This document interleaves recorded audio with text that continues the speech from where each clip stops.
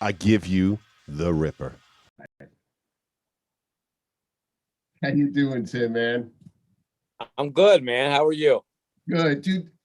This video, do you remember? We're about the same age. I looked at your age. Do you remember a time when you could buy every metal album? You could almost like go to the store and buy every metal album. There was a time.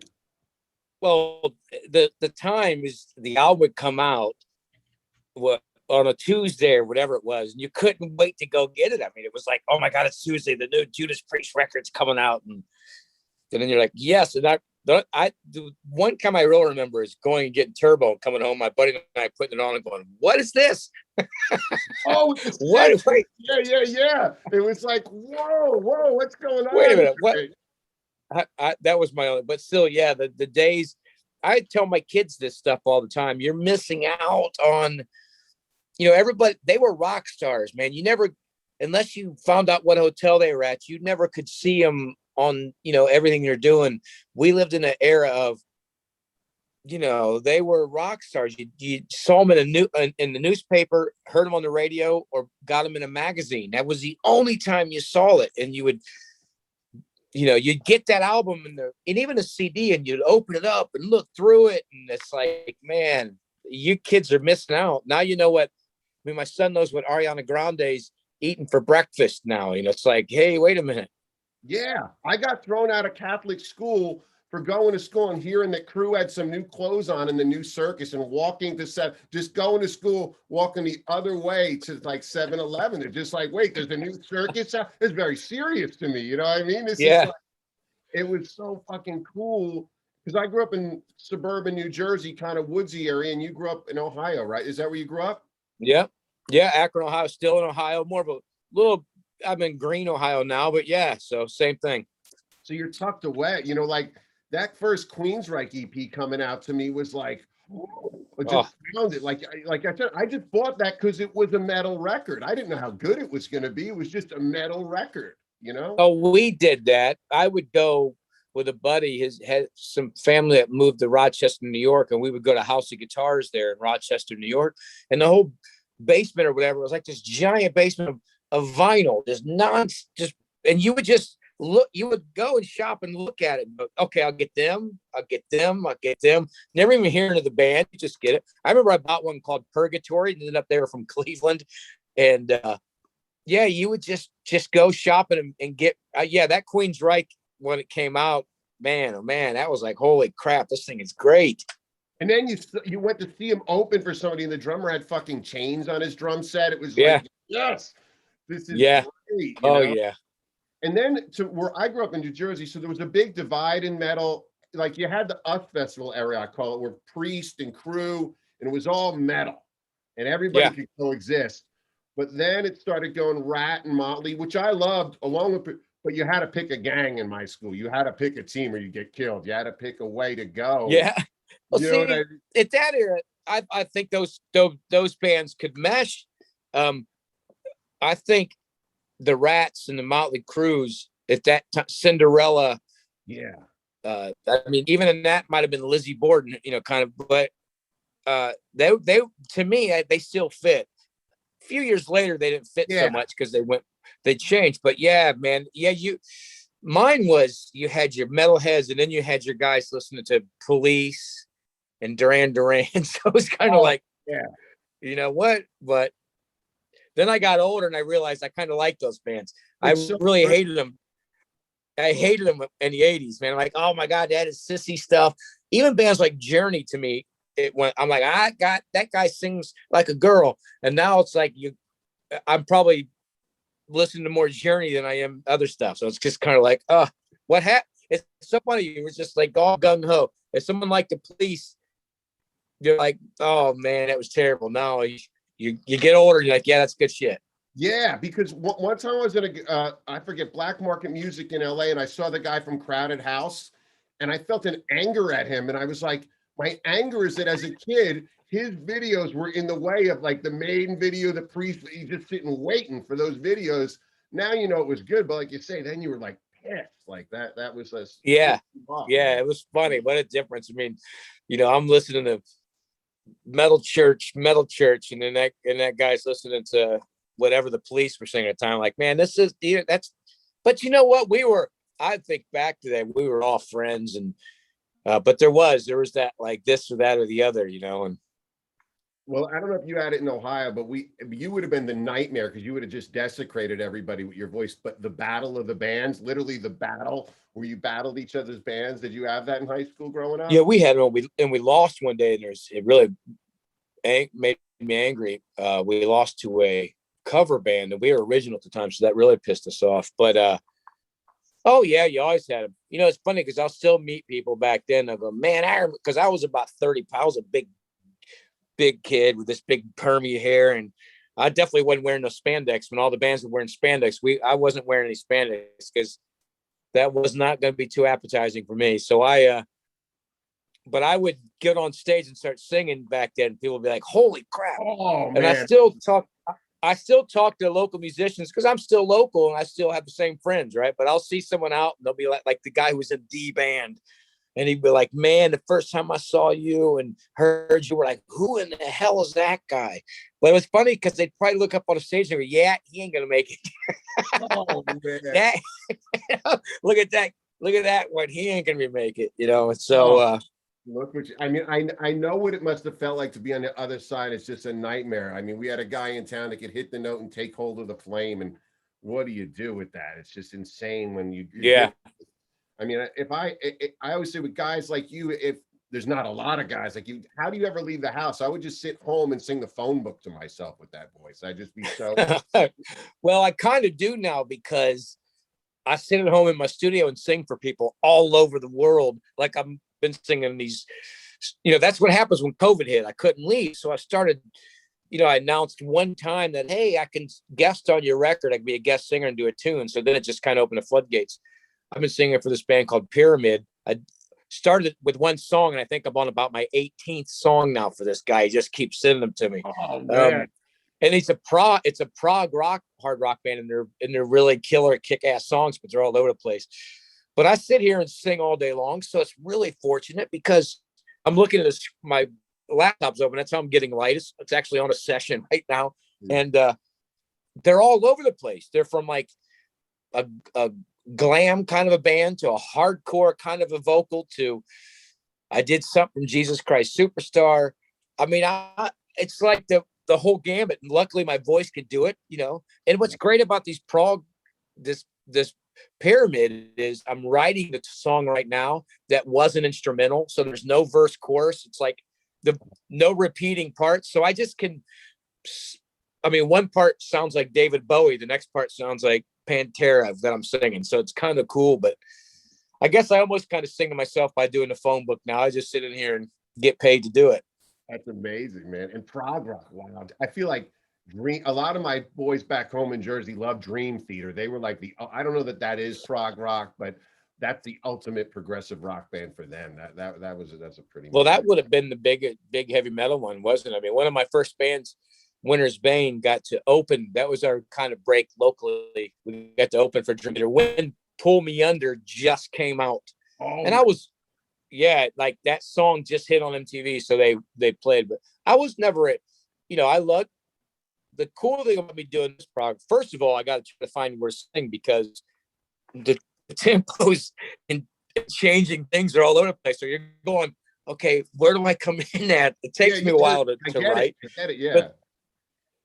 But this is pretty cool just because vocally I get to do whatever I want. It's kind of cool stuff to do it. But yeah, I was more of a straightforward guy. Dio, Black Sabbath, Judas Priest, and give me those rhythms like that. It was always cool to sing over. Speaking of that, I was going to ask you, dude, did you like Born Again? Because I loved Ian Gillan era Sabbath. Everybody knows Dio and Ozzy obviously ruled, but I think that Born Again doesn't get a fair shake. It doesn't. I just actually sang Trashed for somebody the other day. No way. Yes. Dude, that's my favorite. It's so mean. Oh. And I wonder if it's out there yet. I just did it. Oh, it's not. And, I would find that would be, no one's recorded it. Ron Keel did an okay version, but it wasn't owned. I'd love to hear you own Trash because it wasn't. Yeah, I just got, I put a little bit of some low harmonies under a few parts, but I tried to sing it very true to Ian Gillan. You're never going to be able to do that. He's so unique, and his high notes are so unique. And he's so raw, right? So he's very live and raw sounding. So to go in the studio, I might have an easier time sounding like him standing on stage singing it, you know, but it was cool. Yeah, when that guy sent me that, yeah, because that song is, I think people didn't like the production of that record. Man, oh man, yeah, that same with Dehumanizer with Dio. That album is so good, but the production was what turned people off. But yeah, Ian Gillan, that record was great. Yeah, I thought that was awesome. Mean one. We're talking about prog rock. Someone said to me the other day, how long do you think a prog rock strip bar would last? Can you imagine that? That'd be something to open up a prog. It would look like the dancers have epilepsy, because they would be kind of trying to dance to the stuff and be, how am I supposed to do this? Oh my God. Exactly. You're right. So dude, this new song, we got one video. It ripped our fucking heads off. Hellfire Thunderbolt, KK's Preist with You. Dude, the artwork, everything is making me feel 15 and just so amazing. And what I like is, where I got lost in a lot of metal is when it's so heavy, but then it goes over to Cookie Monster voices and stuff, and that's cool with people, but it's everything I love, man. It reminds me of growing up, you know, yet in the future, you know. Well, it is. I think KK stuck to what he does. He wrote like KK. He made a record like KK Downing. He doesn't know anything else. I mean, he's been in the business for 50 years or whatever it's been. I don't know. How long is he? 70. So the guy writes like he's written like this forever, and just come out of the gate and did it. This is what he knows. And he didn't try to write like people want to think or make a record or artwork. And he just went, this is what I do. This is who I am. This is what we're doing. He took it very, very serious. This isn't about what he's, songs in the past, or he was writing for right now. And it really is. And Hellfire Thunderbolt is so good. It's a perfect opening song, I think. But you're right that the artwork, the album artwork, all of it is fantastic, and the cover, and it's going to evolve from there. I mean, there's going to be the character on the front. Sermons of the Sinner, when that song comes out, it's just going to blow people's face off in the video, because it's a step in the more aggressive stage. It's not going Hellfire Thunderbolt and then mellowing out for the next release. It's wow. It's more of a, listen, the whole song is falsetto, like, sermons, all this. It's like, screaming. And so, yeah, it's going to be crazy. Wow. Cause it's just, like, I love AC/DC, and you don't have to comment, but I get excited. They have a new album out. It's going to be like the old stuff. It kind of sounds like the old stuff. And then within a week, I'm bored. But this thing has just been getting better every time I listen and play it, man. It just rips my skull off. Well, it is. And you know what? I think, I'm going to grab a coffee up here. I think, and that, hey, listen, AC/DC's last album was really good, though. I like that one. Well, it was good. But I was like, they're back. This is as good as back in. I was playing it, Rising Power, all that. But then I get, 2 weeks in, I find myself not playing it as much. You know what I mean? And I love it. This KK's Preist record has a little bit of everything, and that's the thing. It has the aggression, it has epic songs, it has sing-along songs, it has put your fists in the air, and we're brothers on the road and we're rocking, and it has all that elements to this record. Yeah, and I think that's what it is, the elements. That's what's really, when a band comes with the elements of a time, like even that band Buckcherry, when they came out in the height of alternative rock with the elements of the Sunset Strip. They had every element, and that's what really made me enjoy it, and why I think they still go on, is like the elements and then bringing it into the future at the same time. Yeah, absolutely. Dude, I'm looking at you sing this and go, what do your fucking kids think of this? They gotta think their dads. I look at the pictures on your Instagram being normal. They gotta go, that's pretty cool. Or they think it's a horror show. It's amazing. No, well, they're not metalheads, but they like it. They like it that, I remember when they were really little, they said, Dad, how come, you're supposed to be famous, no one ever stops you? Now I get stopped all the time. Okay. And it's just the last 4 years, it's been the weirdest thing. Like, all of a sudden, I don't know if it's because people have gotten older and with social media, but my kids will everywhere we go, people will say stuff now, and it's in their schools. You know, my son graduated this year from high school, but they'll, you know, or a store or whatever, and they're always like, you know, they'll go to school and they'll go, "Who's your? Guess who is that?" Or my daughter went to driving school, and they found out who she was, and so it became, you know, and they dig that part of it. And they dig watch me. They don't listen to metal; they listen to whatever all kids listen to. Yeah. But they dig it, you know. I mean, but I'm nonchalant about it. So we were just buying a hot dog the other day, and the guy there looks at me and goes, "You look really familiar." And I went, "Just a local guy." And then kind of went into it. And then we left, and they're like, "Why didn't you tell them who you were?" That's amazing. But they love that part of it, you know. I mean, they kind of dig. Yeah, you know, they're embarrassed of me most of the time. They're embarrassed of my dad jokes and embarrass me. But when somebody recognizes me or that kind of stuff, or they tell them that, then they think they get a kick out of it. Yeah, and even the modern music they listen to, a lot of those, whether it's rappers or whatever, they wear a lot of the metal shirts. If you notice, they wear like the metal. They just showed an NBA guy in the Jets wearing his metal shirt. They don't even know what. I dig that. I love that. I'm a big fan of that. I'm a big fan of that. I post the other day, people always complaining that guy doesn't listen to Def Leppard or whatever, Slayer. I'm like, listen, I don't care if that guy's dog's wearing a Tim Ripper Owens shirt, because I want the publicity, you know? I mean, I don't know. I don't care if they don't listen to me. I mean, how many people wear a Harley Davidson shirt that have one? I mean, or how many people wear a Cleveland Indians shirt that can name one player on the team, you know? But listen, I'll pass my shirts out to anybody that want to wear my shirts.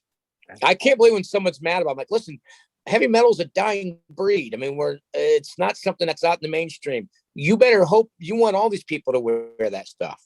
Yeah, that's so true. Heavy metal's like, remember when we grew up, jazz wasn't big, not that it is now, but it was always there. I think metal jazz just gets smaller. It's not going away. It's just you hit that right on the head. That's the thing. Everybody's always like, well, it's bigger in Europe. No, it's really not, because they listen to the exact same music we do. The kids, the radio stations, everything's exactly the same as America with music. Metal's still not played on the radio. It could be bigger, but one thing is it's spread out more, and they might be stuck a little bit, but metal's never going away. It's here, and it just kind of rides along. I make a better living now. The worst part for metal for me was in the mid 90s when I made Judas Priest. I mean, metal was really bad then. You couldn't tour. Nowadays, it's way better. I tour the world under my name, and it's fantastic. Even in America, I can tour America under my name and do it. It's always going to be there. You know, that's the great thing about it. Maybe it's better that it's not way up there like it was all the time, and then it dies and goes away. You know, now it's just kind of riding right along, you know. Well, there was a book, I don't know if you read, Malcolm Gladwell, a super genius Tesla level guy, wrote a book called The Long Tail. And it was about how back when we were growing up, you had like U2, Motley Crue, like 5 bands that were on MTV. And this is all the Steelers, the Malice, the Lizzie Borden, like dying over here. Well, now these guys are getting less business, but the working class musician is going up. It's crazy. You know what I mean? You know what I mean? It's a change of game. So that's who's bitching, is the person that doesn't get their, you know, video on MTV every 5 seconds. So it gives more room for a guy like you, I think. Yeah, well, they want that big giant payday. Once the big giant payday stops, they don't know how to live. Where I'm not used to living on a big giant payday. So, you know, I'm used to working to make it happen and getting and going along. And I do better now financially than I've done in my whole lifetime, contrary to what people would even think. That's because I know how to work it. I work a lot, sing a lot, tour a lot. And there's a market to do that, you know, all over the world. I mean, I just jump on a plane by myself. A band backs me up in other countries. I mean, it's fantastic to do it, you know, and it's because the working man band they're used to doing that. Other people are used to having things handed to them. You know, there's no more wardrobe case and girl teasing your hair backstage. It gets tough. Yeah. And that's what, and you being a singer and being so together, like I was nervous to interview, you know, like you don't seem like you're traveling with a pet monkey and like a gimp and all this stuff you need to sing. Like you're just doing it. Yeah. You know, I mean, that's what's probably really cool too. Is that usually the singer's not the together guy, and then you got to rely. You know, your career is based on some mental patient. You know, we're all mental patients doing this still, but you know what I mean. You're into doing your thing and showing up. Yeah, well, you know, I thought I'd have a little bit easier schedule by now. I remember when I was in Judas Priest, I was like, man, when my kids go to school, when I'm off, I'm gonna be golfing and having a good time. And then all of a sudden, I go golfing about 2 times a year, and I'm working in the studio nonstop. And because that's what I do, I'm fortunate I could do it. You know, I mean, I could either not sing at home for 8 million bands a year and go dig ditches or put on a roof somewhere, or I could sing for 8 million bands. And yeah, you know, I love it. I just travel by myself. They make these arrangements. I go to the airport and I'll fly to Africa, to Israel, to wherever I'm going. I go all over the place. Dude, speaking of you guys in your golf, you, Eddie Van Halen, like I always say, like golf's another elusive sport where no matter how much work you in it, it's not always work reward. It's another just up here like music. You go with another thing that's just up in the stars, man. It's another just. Well, I started really young at it. I think I got worse, and I don't do it that much, but I do a lot of benefits now, and it's kind of cool. I do a lot of celebrity benefits, and I always find it odd that I'm the celebrity, you know, because I go there and it's around here, it's all the sports stars and, you know, newscasters or whatever, or I do Navy SEAL events or whatever I go to. Nico had me down in Florida to golf at a thing, but I'm always looking at these events going, wow, I'm a celebrity. I want to go take photos with the celebrities. That's where I grew up watching on the baseball field or something. It's like, you know, so it's kind of funny, but I don't, you know, other than that, I don't get it. But I used to go a lot, you know, when Judas Priest and I was on tour, the last tour, we golfed a lot together. We would show up at a town and just go golf 9 holes or whatever and kind of get out there. It was kind of cool. You were talking about the SEALs, and I'm not a political guy, but I love the soldier and the serviceman I saw on your page. It means so much to me. And the other day I was doing my show, and Texas Jimmy, who was in Kuwait, was talking about being in Kuwait, listening to Preist. And it just gave me chills because I always like visioned the Doors or like Hendrix in Vietnam as us growing up watching those movies, that these guys that just take care of us and keep us safe are rolling metal over there. It meant so much to me that he said this. I had to have him on my show. It blew my mind. Yeah, I get it. I'll get it. People say that, and you know, and I'm a big supporter of. Yeah, I love that. Of anywhere from the first responders. My girlfriend's a paramedic, but first responders and the servicemen and women, and so I've always, so they know that. So they reach out to me a lot and send me. We had a Christmas tree this year. One of our Christmas trees in our house was nothing but first responders, you know, police patches and fire patches and, you know, just filled with stuff all over the place, and coins from all the servicemen that you know, green Navy SEALs and stuff that give me coins when they see me. As a matter of fact, one just reached out. I do a Navy SEAL one. He's wanted to make sure he gets paired up with me this year again, because he had a good time last year. Now he's a deputy sheriff somewhere, and he said, I got a new coin for you this year. So, you know, it's it means a lot for what they do. And again, when I do these celebrity events and I meet them, I'm over the moon because they're such big celebrities to me, right? I mean, I'm looking and going, oh my God, it's so huge. Like that guy's a Navy SEAL, and you know, he tells me what they had to do to go through it and what they've been through and blah blah blah. And it's like, you know, man, these guys are something else.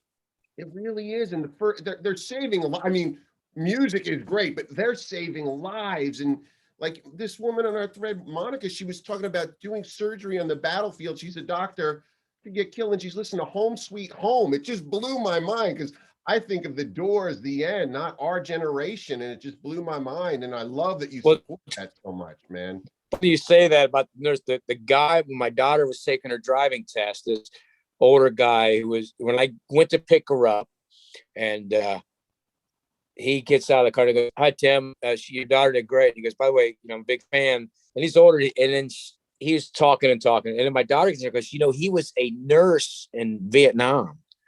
And then he was shot and had to leave Vietnam. And I was like, to me, I was more like, holy crap, that guy was, that's what he did, So the next time I saw him, just talking to him being, first of all, I'm thinking to myself, man, he's pretty old to be a fan of mine. That's older.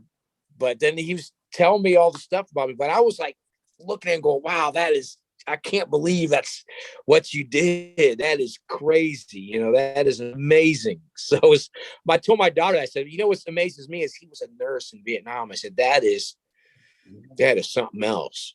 And this music, you remember growing up, you grew up a similar town, I'm sure, like me, that is the new Creedence, is the new Doors. Yeah. Because that was the edgy music over there then that really pulled a lot of guys through. I love that Billy Joe line about where he talks about the Doors tape, and we'll all go down together. I always thought that was so huge. Yeah. To that, man. Yep. Man, so the album it's done. It's coming out. I got the August 20th. August 20th. You can pre-order it now, which is, KK's Preist site, or you can always tell everybody to check out. They can always check out my social media pages, which are easy to find. It's just type in my name, but the KK's Preist pages. I'll put all the links in that, so we'll have all the links. And that's all up there. But you go there, you can pre-order it now. That's how you do it nowadays. It's not like you said, this isn't Tuesday at the record store. You got to pre-order stuff in advance. That's how bands sell records and make and make things happen. You can see and already get Hellfire Thunderbolt. And the next song will be released. Yeah, you pre-order all the stuff. The album, the first press of some of the albums have already been sold out, and I can't wait to get it out, man. It's been so long. We finished it when COVID hit. I flew home last year, like March 12th, and the drummer flew over there and just finished his drums and just got out of England before it was totally shut down. So people said, why did it take so long for the album to come out? I'm like, well, the world was shut down. We couldn't even get together. There's no way the label's going to release a record in the summer of COVID when they can't even, the band can't even take a photo together. We can't even get together. This time's right. I think everybody going out in this video, there is something about when things come out. I say nighttime songs, summertime songs. It's the right time, man. It's just so right. I think it is. And it's the right record. It's a heavy metal record. You know what? If you wanted the KK myself to invent the wheel, this probably isn't it for you. We're not. It did push it a little bit. That's what I love it. It does push it. It's not Preist, Newton. It's Listen, it's KK Downing. KK Downing wrote Judas Priest songs for whatever, 50 years, 40 years, whatever it's been, like I said. And this is how KK writes. This is what I said. This is KK sitting down and writing like KK, not writing to be a Judas Priest record or to please another member. KK Downing was writing to please himself and write how he writes. That's what he did. He's not, someone said, what records it sound like? Does it sound like one? I said, it actually doesn't. I hear elements of the history of Judas Priest in it because that's how Ken is written. The last song or one of the songs, The Return of the Sentinel, it has elements at the end that remind me of rock and roll. It's kind of like these slows down and it has this outro and this guitar tone just and it's like, that sounds, that's what this record has. KK sat there and wrote songs like he writes, not like he has, again, not that he's got to please anybody else but himself. And it's so good because it's got a little bit of everything. Someone said that riff sounds like something from this Judas Priest record. I said, well, then probably it's a KK Downing riff. He wrote a riff. That's his riff. I don't know. So good. Well, I'll put all the links. Before we go, I have a buddy, my boyhood drummer, Greg Blackman, when he knew I was going to do this, called me up and goes, dude, you got to ask the Ripper about Charred Walls of the Damned. And I went, that's pretty mean, man. Is there a new record coming out with that? That's a mean band. I hope so. Richard's great. My favorite Charred Walls record was the last record we did. The third one was my favorite. It's a little bit more subdued. It's probably my favorite. What great records, Richard, and we, we go down and do it with Jason Sukoff. It's craziness. The first record, especially, is just all out craziness. I remember Rudy Sarzo was like, dude, he loves Richard. He goes, I love Charred Walls of Dan. I'm like, man, it's craziness. I hope we do another one. Richard's great. And, Richard's a big supporter. My girlfriend went to New York at the beginning of COVID and worked for 2 months in New York as a paramedic. And Richard's catered her whole group. He sent out like barbecue for her whole group. And yeah, it's pretty awesome. So I had a couple friends. I have a friend, Rob, who's a retired New York policeman who worked 9/11. He also catered them. So people are awesome. But Charred Walls is great. And whenever Richard wants to write another one and do it, I'm ready. That's awesome. The second one was, I'm not as metal. I like the second one better. I was going through it last night. Yeah, I really like it. Yeah, the third one is, I don't even know the name of it. I'll tell you now, but the third one is my favorite. That one, you'll have to listen to the third one we did. I think it's got a brown cover. That's the one I like. That's the one. That was the one. It was like yeah. I forget. I wrote the song. Yes. Yeah. That was the That's one. it. Yeah. That's my favorite. It's really good. It's a really great record. Yeah, it's so good, man. Well, thank you so much for being on and sharing your time. We'll put links to everything. We'll get it from Jamie, all the links to just whatever, and hang out for a second so I can say goodbye. You got it, man.